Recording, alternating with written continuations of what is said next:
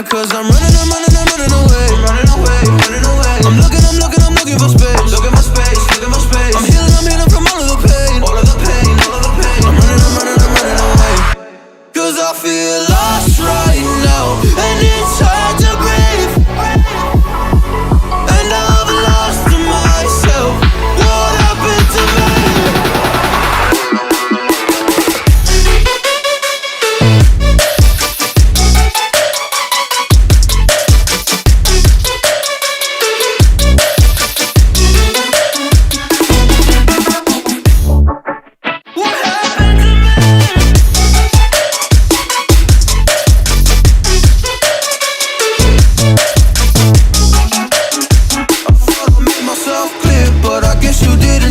Stop texting every second, I just wanna disappear. Like a fly up in my ear, you don't ever wanna stop. Yeah, you have me kicking rocks, just leave me alone for once. Just leave me alone, I'm running away. I'm looking for space. I'm healing from all of the pain. I'm running away. Cause I feel lost right now, and it's hard to breathe. And I've lost myself.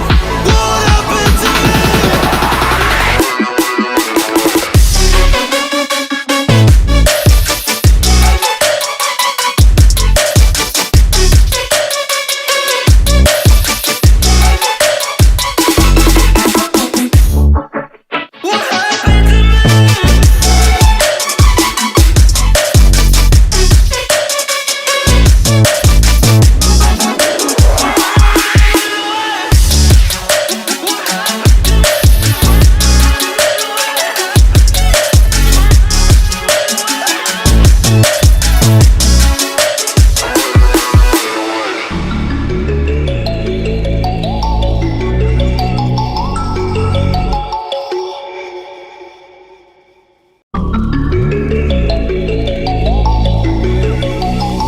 I'm sorry that I didn't hit you back when you called my line. Or did you even need to talk? Are you wasting time declining all your FaceTime calls? Cause you're not my vibe, but God just let me go to sleep.